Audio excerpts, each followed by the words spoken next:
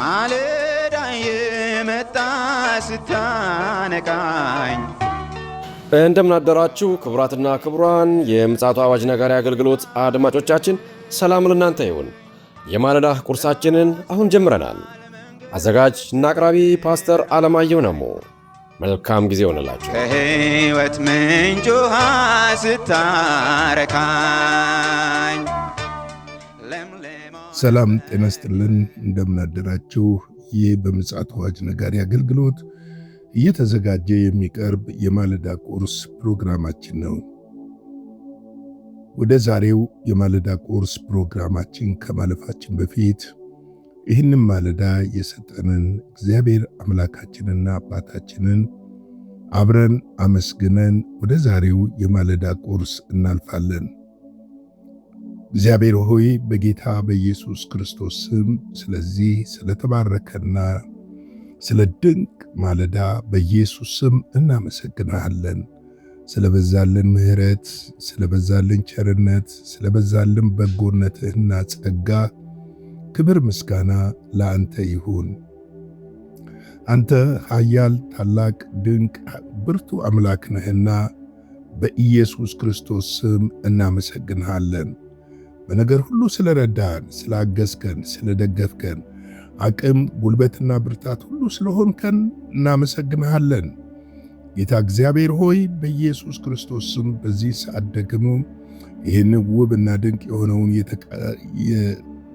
ቃልህን እንድትባርክልን በኢየሱስ ክርስቶስ ስም እጸልያለሁ።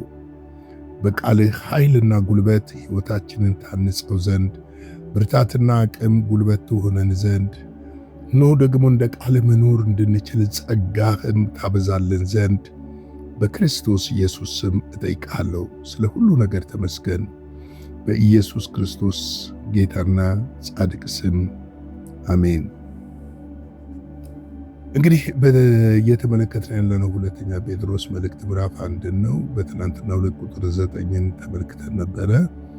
እነዚህ ነገሮች የሌሉት ዕውር ነው፣ በቅርብ ያለውን ብቻ ያያል፣ የቀድሞውንም ኃጢአቱን ማንጻት ረስቷል ይላል። እንግዲህ ከላይ ጀምሮ እንደተመለከትነው ስለ ፍቅር፣ እግዚአብሔርን ስለመምሰል፣ ወንድማማች መዋደድን ስለማብዛትና በእውቀት ላይ እውቀትን መጨመር፣ እንደዚሁም ደግሞ ጽናትን፣ መታዘዝን የመሳሰሉትን ነገሮች እየዳሰስን መተናል። እንግዲህ እነዚህ ነገር የሌሉት ምንድናቸው ይላል? ዕውር ነው ይላል። እንግዲህ ዕውር ማለት መንፈሳዊ ዕውርነት በተለይም በዚህ ዘመን ብዙዎችን ወደ ጨለማ ይዟቸው እየሄደ ነው። ምንም ነገር በቃሉ አይመረምሩም፣ በቃሉ አይፈትኑም። የተባሉትን ሁሉ አሜን የሚሉ ነገር ግን ለምን አሜን እንዳሉ ቢጠየቁ ምላሽ የሌላቸው በጣም በብዙ ሺህ ክርስቲያኖች በምድራችን ላይ አሉ። ምክንያቱም ከቃሉ ጋር ያላቸው ከእግዚአብሔር ጋር ያላቸው ኅብረት በጣም የወረደና የደከመ ከመሆኑ የተነሳ የተፈጠረ ጉዳይ ነው። ስለዚህ ነው ቃሉ በሕይወታቸው ውስጥ ጌታ ሆኖ ነግሶ ስለማይመራቸው በሐሰተኞች አስተምሮትና በሐሰት ነቢያቶች በቀላሉ ይታለላሉ፣ ይሳባሉ። ይህ ደግሞ በመጨረሻው ዘመን ከሚከሰቱ ክስተቶች መካከልም ደግሞ አንዱ እንደሆነ ልናውቅ ያስፈልጋል።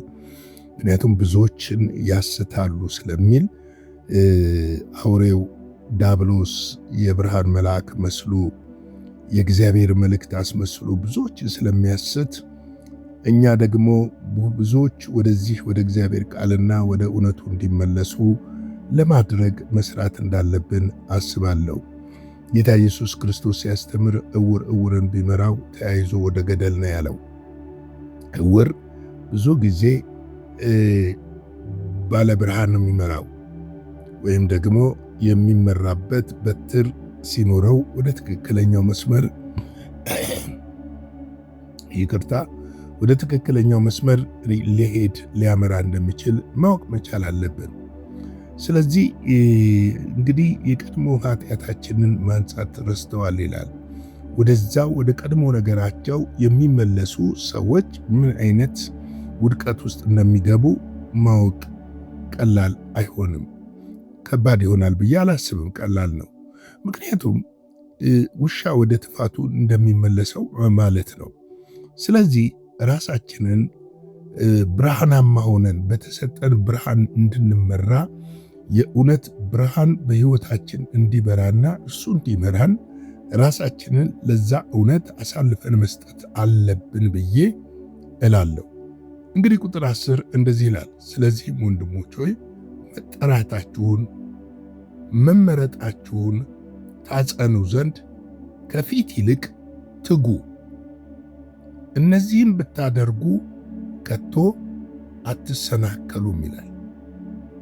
እዚህ እንግዲህ መጠራትን ማሰብ ያስፈልጋል፣ መመረጥን ማሰብ ያስፈልጋል፣ ትጋትን ማሰብ ያስፈልጋል። ስለዚህ ሶስቱ ነገሮች ላይ እንመልከት። የተጠራ ነው ለመጠራት ብቃት ኑሩን፣ ችሎታ ኑሩን፣ አቅም ኑሩን፣ የእግዚአብሔርን መስፈርት አሟልተን ያንን መስፈርት በሕይወታችን ታይቶ አይደለም። ብዙዎቻችን የተመረጥነውና የተጠራነው ከዓለም ነው፣ ከጨለማ ነው፣ ከኃጢአት ነው፣ ከሞት ነው፣ ከውድቀት ነው የተጠራነው። እግዚአብሔር ሲጠራን በራሱ ተማምኖ እንጂ በእኛ ተማምኖ አይደለም። ልጁ ባፈሰሰልን ደም አጥቦ ቀድሶ ልጆቹ ሊያደርገን ነው የጠራን። የእርሱ ምሳሌዎች ወይም ደግሞ የእርሱን መልክ እንድንገልጥ ራሱን ተማምኖ ነው የጠራን። የማናችንም ጽድቅ የማናችንንም በጎ ነገር ተማምኖ አልተጠራንም። ስለዚህ መጠራታችንን በደንብ ልናስተውል ያስፈልጋል። እንዴት እንደተጠራንም ልናውቅ ያስፈልጋል። እኔ አመፀኛ ሆኜ ማልጠቅም ሆኜ ጠርቶ ሰው ሲያደርገኝ ያንን ዘንግቼ ወደ ኋላ ስመለስ ደግሞ ምን አይነት ነገር ውስጥ ልገባ እንደምችል ማሰብ አለብን። ስለዚህ መጠራታችሁ፣ ሁለተኛ መመረጣችሁን ታጸኑ ዘንድ ይላል። እንዲህ የተመረጥንበትን ነገር ማጽናት የምንችለው ራሳችን ነው። እግዚአብሔር ቃሉን ሰጥቶናል፣ መንፈሱን ሰጥቶናል፣ ጸጋውን ሰጥቶናል። በተሰጠን በቃልና በመንፈስ በጸጋ ከእግዚአብሔር ጋር ሕይወታችንን በማቀናጀትና በመምራት ያንን የተሰጠንን ነገር ማጽናት ያስፈልገናል። አንድ ነገር ሊጸና የሚችልባቸው ነገሮችን እስቲ 3 ነገር ላንሳብ። አንደኛው የእግዚአብሔር ቃል ጋር ያለን የተጣበቀ ማንነትና ሕይወት ነው። የሕይወታችን መመሪያ አድርገነው ይህንን የእግዚአብሔርን ቃል ስንቀበልና ቃሉ እንደሚለን ሕይወታችንን ስንመራው የእግዚአብሔር ጸጋና መንፈስ ያግዘናል።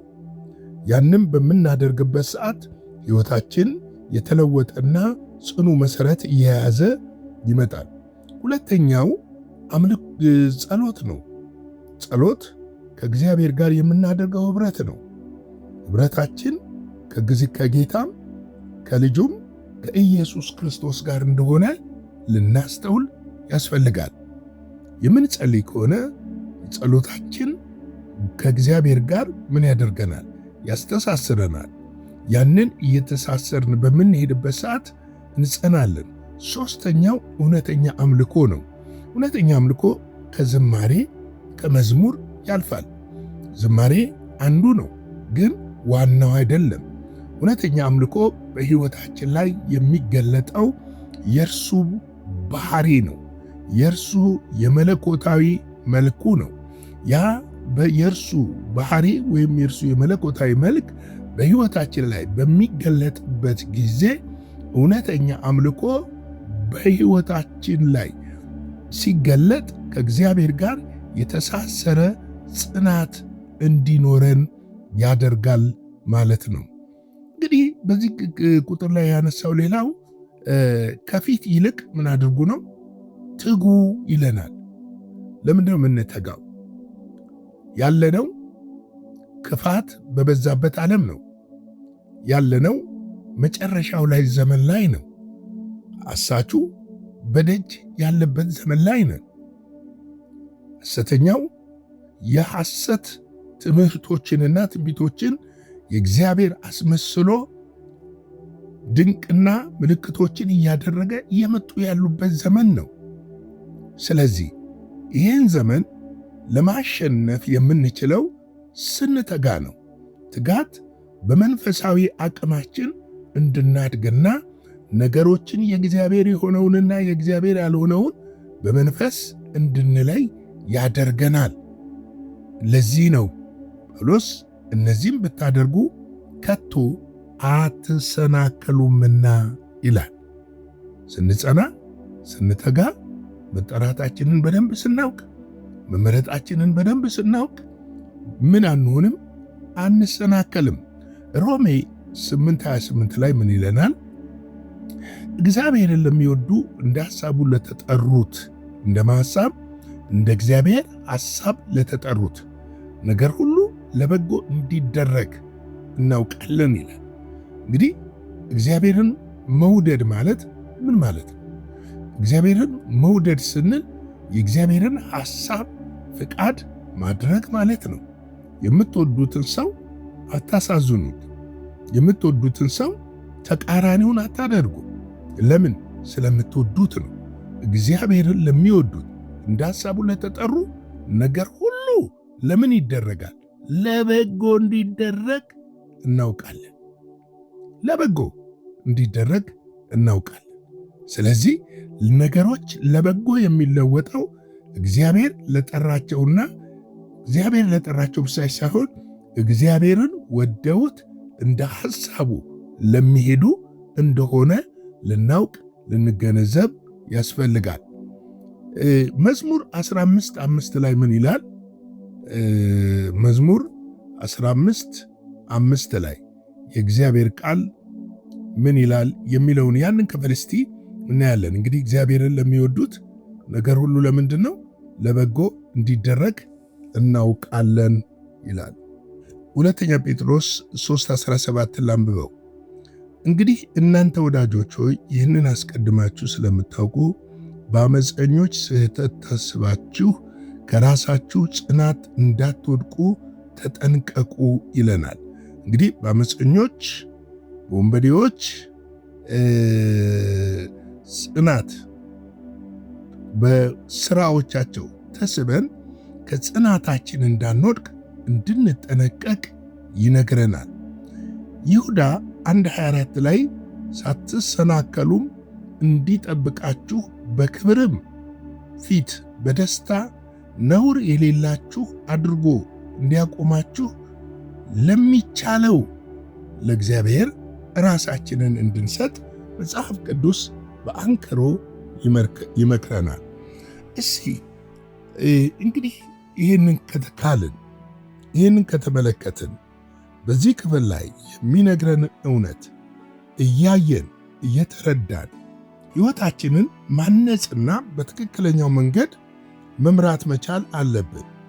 እንግዲህ መጠራታችንን መመረጣችንን እንድናጸና ደግሞም እንድንተጋ እንዳንሰናከልም ራሳችንን በእግዚአብሔር እውነት በእግዚአብሔር ጽድቅና በእግዚአብሔር ቃል መምራት አለብን እላለሁ። አጭር ጸሎት እንጸልይና የዛሬውን የማለዳ ቁርሳችንን በዚህ ላይ እናብቃ። የዘላለም አምላክ እግዚአብሔር ሆይ በጌታ በኢየሱስ ክርስቶስ ስም ስለሰጠን ስለዚች ስለተባረከች ማለዳ እናመሰግንሃለን። ስለ ምሕረትህ፣ ስለ ቸርነትህ፣ ስለ በጎነትህ ሁሉ ክብር ምስጋና ለአንተ ይሁን። ስለ ሁሉ ነገር ተባረክ፣ ከፍ በል። ቀሪ ዘመናችንን ሁሉ በእጅ አሳልፈን ሰጠን። ከክፉ ጠብቀን፣ በደምህ ሸፍነን። በኢየሱስ ክርስቶስ ጌታና ጻድቅ ስም አሜን።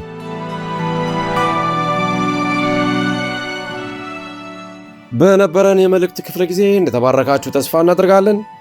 በነገው ማለዳ በሌላ ዝግጅት እንገናኛለን። መልካም ቀን።